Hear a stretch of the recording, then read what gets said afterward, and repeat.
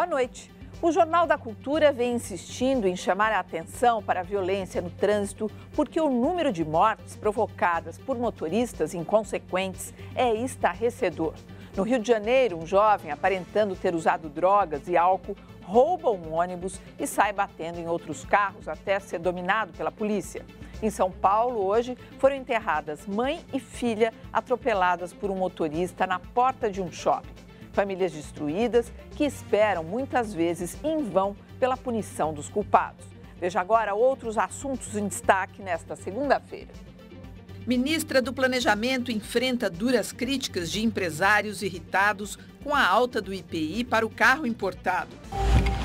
Presidente Dilma Rousseff discursa na ONU e defende o papel da mulher na política e na economia. Projeto de lei da Copa prevê feriado em dias de jogos da seleção e dá à FIFA o direito de definir o valor dos ingressos. Obama anuncia pacote de aumento de impostos para os ricos e prevê reduzir o déficit de 4 trilhões de dólares. Neymar nega acerto para jogar na Espanha, mas garante permanência no Santos só até os Jogos Olímpicos do ano que vem.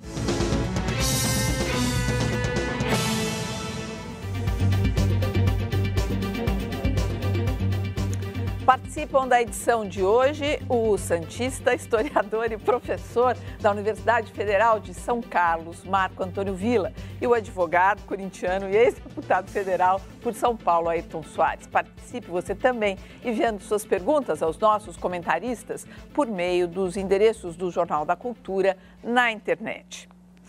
O aumento do IPI para os carros importados foi o tema predominante em um almoço que reuniu hoje em São Paulo a ministra do Desenvolvimento, Miriam Belchior, e empresários. A ministra ouviu muitas reclamações.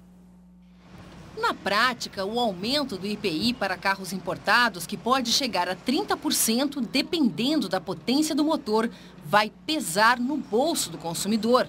O modelo J3 completo da montadora chinesa Jack Motors, que hoje custa R$ 37.990, deve chegar a R$ 49.300 com o aumento do IPI. Um dos modelos nacionais semelhantes, o Punto completo da Fiat, que era quase R$ 10.000 mais caro que o concorrente chinês, agora deve ficar cerca de R$ 600 mais barato. Atraídos pelo sucesso dos importados, muitos empresários brasileiros fizeram parcerias, especialmente com montadoras chinesas e indianas, para a abertura de lojas no país.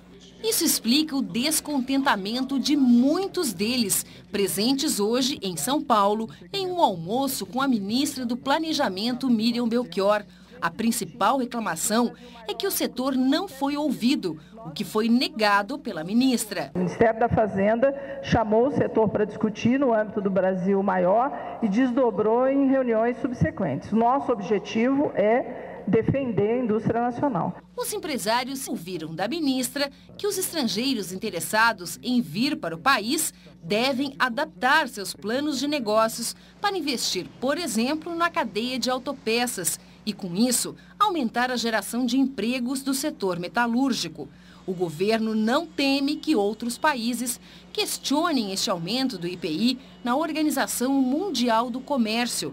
E, segundo a ministra, a princípio, não há nenhum plano de se rever a decisão. Essa medida atinge um número pequeno de empresas e todas elas têm condição de internalizar a sua produção. O que existe por trás dessas reclamações? É preciso entender melhor essa notícia, porque... O lobby das montadoras nacionais, né, que são poderosíssimos. Eles conseguiram, eles têm muitos privilégios, o carro brasileiro é caro não só por causa dos impostos, mas porque é caro mesmo. Antigamente, quando a gente falava, antes de 1990, da abertura dos mercados, aqui no Brasil, a gente falava em carro importado, era coisa cara, era sempre carro de alta renda. Entraram os carros soviéticos naquela época, o Lada e tal, eram carros populares, inclusive porque os carros nacionais eram muito caros, e aquilo acabou derrubando um pouco o preço dos carros nacionais. Esses carros que se estão tornando chineses, por exemplo, o exemplo dado na reportagem é muito claro, puxa vida, ele era em relação a um similar, é R$11.000 mais barato. Agora vai ficar quase que R$1.000 mais caro. Quem perde com isso é o consumidor. Claro que tem a questão do emprego nacional, né? Quer dizer, como que fica essa questão do emprego? Aí é necessário ter uma política de médio e longo prazo. O país não tem uma política industrial. Então, fica vivendo a custa de lobbies, ou da pressão dos grupos que querem trazer as mercadorias importadas, no caso os automóveis, no caso aí, ou a pressão das montadoras. E elas conseguem tudo. Vide, quando elas derrubaram o IPI, que foi 0 em 2009, e que estimulou todos nós, todos que compraram mais carros, que tem problemas na esfera até das cidades hoje, mas que eles têm pressão política muito grande através de sindicatos, tanto de trabalhadores, vai lembrar, como de patrões. Nota também que não é só o imposto que encarece, né, o produto. Não, é porque nós temos aqui um custo alto nesses produtos e o lucro dessas empresas que é muito alto. Né? O que eu vejo é o seguinte, as montadoras nacionais, que estão, não nacionais, as montadoras que estão aqui no Brasil, poderiam ter nos veículos que se produzem a nível mais popular, alguns fatores por exemplo, não faz o carro com direção hidráulica, não faz o carro com vidro elétrico, isso é pouca coisa, mas significa novos investimentos, e eles não fazem. Aí chega um chinês aqui que não paga lá o trabalhador, porque o salário lá não recolhe lá todos os insumos necessários, e bota um carro aqui todo equipado por um preço desse. Como é que a gente se defende? Se for comprar uma peça quem tem um carro importado sabe, vai comprar uma peça de um carro importado, primeiro, demora para entregar, não tem, e quando vem, o preço da peça é absolutamente absurdo, porque eles impõem.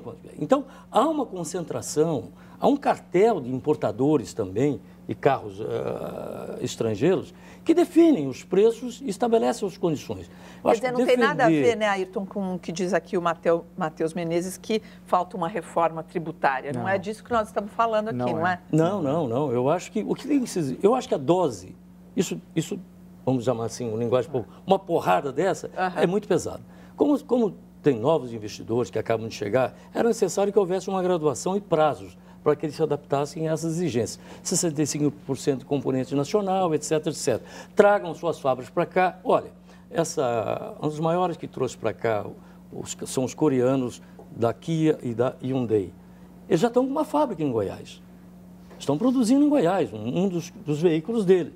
Então, eles não vão ser tão afetados assim. Os outros que façam a mesma coisa. Os chineses que tragam para cá suas fábricas. Deem emprego aqui, recolham seus impostos aqui. Acho que tem os seus acertos. Agora, precisa ter política industrial. Nós não temos. E a crise econômica internacional está chegando paulatinamente ao Brasil, de forma homeopática. Isso é uma resposta. O temor no futuro de ter problemas em relação à queda do emprego no Brasil. Né? Que já foi anunciada aí pela presidente do FMI, a Christine Lagarde, né, que era a hora dos países emergentes como o nosso ficarem atentos com relação a isso. A Federação das Indústrias do Estado de São Paulo realiza debate para discutir a legalização e regulamentação do lobby. Se você não sabe o que significa essa palavra inglesa, o Jornal da Cultura explica. Lobby significa antessala e, às vezes, a sala fica mais perto do poder do que se imagina. Foi um lobista o estopim do escândalo no Ministério da Agricultura, que acabou derrubando o próprio ministro e assessores do primeiro escalão. A revista Veja denunciou que o lobista Júlio Frois tinha uma sala dentro do Ministério e, mesmo não sendo funcionário, cuidava de contratos e direcionava licitações. Embora aqui no Brasil seja visto como algo ilícito, países como França, Inglaterra, México e Estados Unidos já legalizaram a atividade. Desde a promulgação da Constituição de 1988, várias propostas foram apresentadas para tentar regulamentar a atividade do lobby no governo federal. Atualmente, um projeto de lei do deputado petista Carlos Zaratini aguarda o parecer da Comissão de Constituição e Justiça na Câmara dos Deputados. O projeto de lei determina que empresas e agentes de lobby devem ser cadastrados e prestar contas ao governo federal todo ano. O texto ainda considera improbidade oferecer presentes ou qualquer vantagem a funcionários públicos e a seus parentes. Os especialistas alegam que legalizar o lobby pode dar mais transparência à atividade. O lobby, o nome é feio, mas a atividade é nobre. Ou seja, os grupos de pressão agindo de forma transparente, com os princípios da legalidade, da moralidade, da ética, fazem bem para a democracia. E por que não anda um projeto de lei que regulamenta o lobby no Brasil? Deixando de lado essa coisa, porque o nome é feio, né? Por uma razão muito simples. Essa atividade que foi mostrada agora, desse chamado lobista lá no Ministério da Agricultura, não é um lobista. Este é um traficante de influência que, mercê de vantagens que dava às autoridades, conseguia benesses junto ao Ministério. Então isso é crime, tráfico de influência, é diferente. O lobby, por exemplo, eu fui deputado, eu recebia associações, recebia sindicatos, recebia aposentados, associação de aposentados, que iam lá legitimamente pretender melhores salários para o aposentado, condições. E quando é tráfico de influência, o que aconteceu com você? Tráfico de influência não é às claras. O tráfico de influência não te procura ali no seu gabinete. O tráfico de influência acerta fora. Bota um representante dentro do ministério. Isso é um descalabro. Para lá dentro fazer as operações. Isso é um absurdo, é um escárnio. Por quê? Nos Estados Unidos eu conheço bem como funcionam os lobbies. Os lobbies funcionam organizadamente. Há um interesse no setor da indústria tal, vai lá, procura os parlamentares, leva a sua proposta, esclarecem e pedem que apoie. Agora, se não há por trás disso favorecimento, dinheiro, corrupção, é perfeitamente lícito. O problema é que esse projeto que eu vi aí do Zaratini, ele não pega essa questão. Agora, o Vila tinha dito que tem um projeto do Fernando Henrique, não, do Marco Maciel. Do Marco Maciel. Falando a questão das grandes fortunas. Do Marco Maciel, é um projeto que também está tramitando no Senado. O do Marco Maciel está tramitando há um tempão, em vez por outro, quando entra essa discussão, as pessoas lembram, mas tem um projeto que está tramitando tal, há anos, porque tem projeto que ficam décadas tramitando no Congresso e só entram na ordem do dia quando passa a interessar a setor A ou setor B. É necessário deixar isso claro. Quer dizer, os grupos se reúnem, fazem a pressão de forma legítima, sem ficar clara essa questão do suborno ou de outras formas de favorecimento. E uma última questão, o caso do Ministério da Agricultura, lembrado na reportagem, o curioso é que nada foi apurado, né? Não houve qualquer penalização. Esse, entre outros casos recentes, a não ser a perda do cargo. Ficou elas por elas. A gente sabe como, a gente tem dito aqui no Jornal da Cultura, a gente sabe como começam esses escândalos, mas nunca sabe como terminam. Não, mas, Vila, nesse caso, existe um processo na CGU que apura essas atividades. A Comissão Geral de Investigações está tratando desse assunto. Mas, não sei qual vai ser o resultado, mas que há compulsoriamente, também no Ministério Público, porque envolveu ali uma corrupção muito às claras. Vamos ver como vai terminar. A senhora Erenice Guerra, no final do ano passado, que aquela Bolsa Família VIP que ela deu a toda a família, não aconteceu nada, e foram milhões, hein? E havia lobby, desse outro lobby, vamos chamar assim, do tráfico de influências, que é chamado em Brasília de taxa de sucesso. Em outros países tem outra denominação, é corrupção. Em Brasília é taxa de sucesso. O motorista que matou mãe e filha atropeladas na noite de sábado na calçada de um shopping na região oeste de São Paulo será indiciado por homicídio doloso quando há a intenção de matar. Punição que não é permitida pela Lei de Trânsito, segundo o Supremo Tribunal Federal. A destruição do carro mostra a violência do acidente. Marcos Alexandre Martins dirigia na pista local da Marginal Pinheiros, quando perdeu o controle do veículo e atropelou Miriam Baltresca, de 58 anos, e a filha Bruna, de 28, que estavam na calçada. As duas morreram. Segundo a polícia, o carro estava a pelo menos 100 km por hora, 30 acima da velocidade máxima permitida. O motorista aparentava embriaguez. Como se recusou a fazer teste do bafômetro, foi encaminhado para a coleta de sangue. Segundo a defesa, o motorista tentou desviar de uma moto e por isso sofreu o acidente. Mãe e filha foram enterradas hoje. Em um segundo, eu perdi minha mãe e minha irmã. Era minha família, eu vivia com as duas, éramos 3 só, não tenho pai. Em um segundo. Isso simplesmente pela responsabilidade ou irresponsabilidade de um sujeito que decidiu se embriagar. No Rio de Janeiro, o estudante de Direito Paulo Henrique Garcia furtou este ônibus que estava parado no terminal, com a chave no contato na Barra da Tijuca, Zona Oeste. Perseguido pela polícia, causou 8 acidentes, feriu uma pessoa com gravidade e só parou 23 quilômetros depois. Segundo os policiais, o estudante estava sob efeito de drogas. Ele está preso. A defesa alega que o jovem sofre de distúrbios mentais e usa remédios controlados. Os acidentes aconteceram pouco antes da abertura da Semana Nacional do Trânsito, campanha educativa nos meios de comunicação e nas ruas de todo o país. O mais importante, segundo este representante da OAB, é alterar a lei. Em decisão recente, o Supremo Tribunal Federal considerou que não é possível condenar o motorista por crime doloso, quando há intenção de matar. O Código Nacional de Trânsito prevê especificamente, no artigo 302, o quê? Que matar alguém na condução de veículo automotor, seja embriagado, seja em alta velocidade, isso significa culpa e, portanto, ele deve ser processado por homicídio culposo. Nesse caso, a pena varia de 2 a 4 anos. Se fosse crime doloso, a punição seria entre 12 e 20 anos de prisão. Olha, a gente viu aí que tem uma campanha, né, que começou essa semana e tudo mais.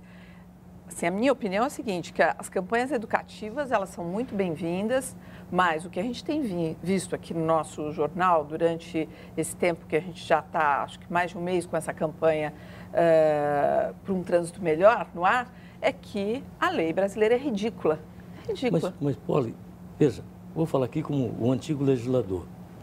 Eu vou lá e mexo no Código Nacional de Trânsito e boto a pena para homicídio culposo, esse, na direção, de 10 a 30 anos. Eu posso fazer isso. Eu posso.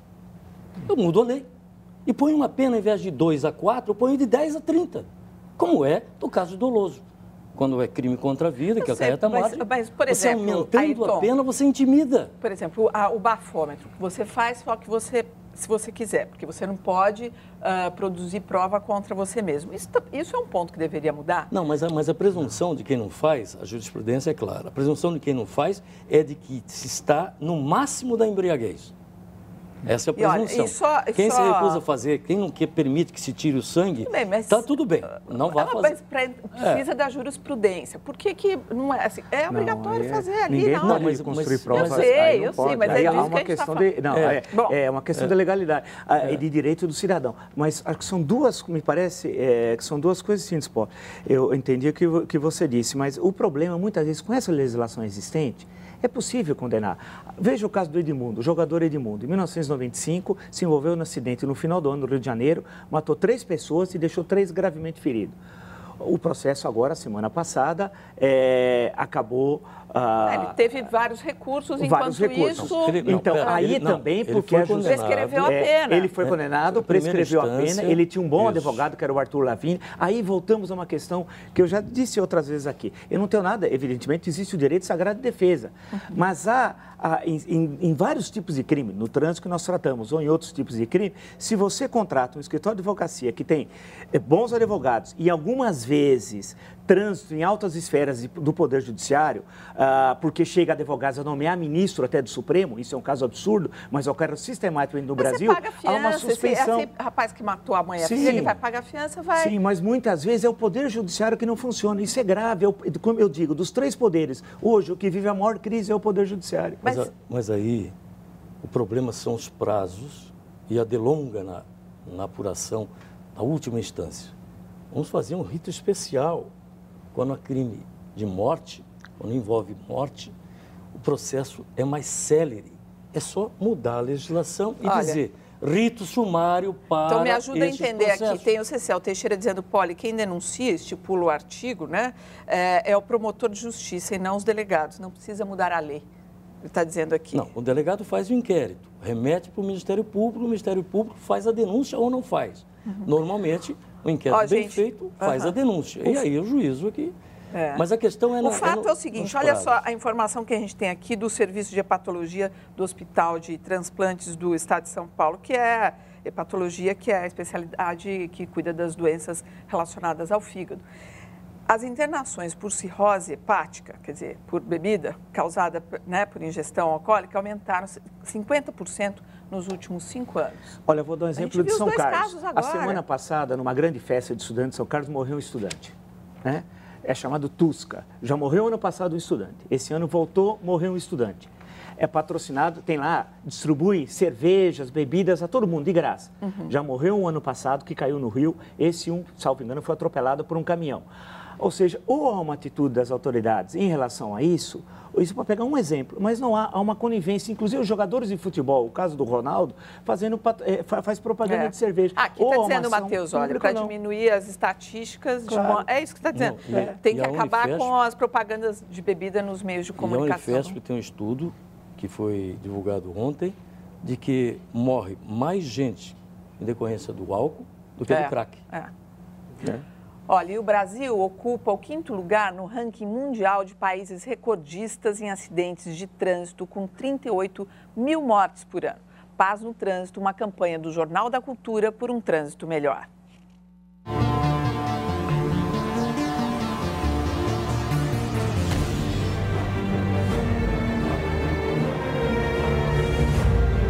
Perdi um irmão no acidente de carro. O motorista veio na contramão, na alta velocidade, inclusive embriagado.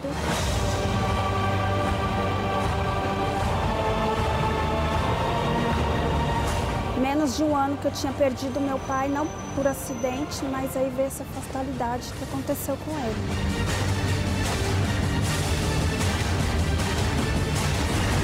Deixou uma filha de 5 anos, a esposa.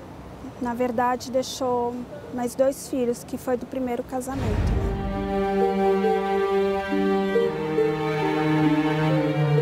Iria se formar em dezembro, em Direito.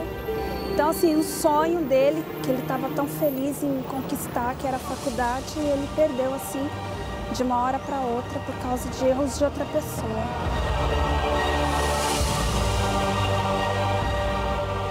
A história se repete aqui, a gente vê isso todo dia. E só quero dizer uma coisa, essa semana que vai ser a última semana nossa aqui no Jornal da Cultura, falando sobre paz no trânsito, na sexta-feira a gente vai realmente promover um grande debate. Nós estamos aí fazendo um balanço das leis que estão aí nos diversos, na Assembleia, na Câmara dos Vereadores, lá em Brasília, para ver que, como a gente já falou aqui sobre outros assuntos, tem projetos, só que eles não andam, eles estão lá depositados, feito um monte de papel velho. Eu tenho a impressão que essa campanha da cultura, ela vai a curto prazo mostrar resultados. Eu recebi um e-mail que tinha lá uma matéria sobre o que aconteceu na Austrália. O governo australiano incentivou, não obrigou, as emissoras de televisão a divulgarem um vídeo mostrando os acidentes, suas causas e consequências. Isso foi divulgado maciçamente. A sociedade absorveu isso e houve uma redução. Eu acredito que nessa campanha da cultura, ela vai provocar o mesmo resultado, guardadas as proporções. Agora, se o governo estimulasse as grandes empresas de comunicação a também adotarem este procedimento, tal como a cultura está fazendo, eu acho que seria muito impactante para a sociedade brasileira. Também acho. Você pode ajudar a gente, participe, mande seu e-mail, vem aqui, enfim, a gente tem que engrossar esse discurso, porque ele tem que deixar de ser discurso para mudar essa realidade. A seguir, garota de 14 anos sofre abusos dentro da penitenciária agrícola no Pará. E mais, plano de Obama para reduzir o déficit americano prevê cobrar mais impostos dos ricos.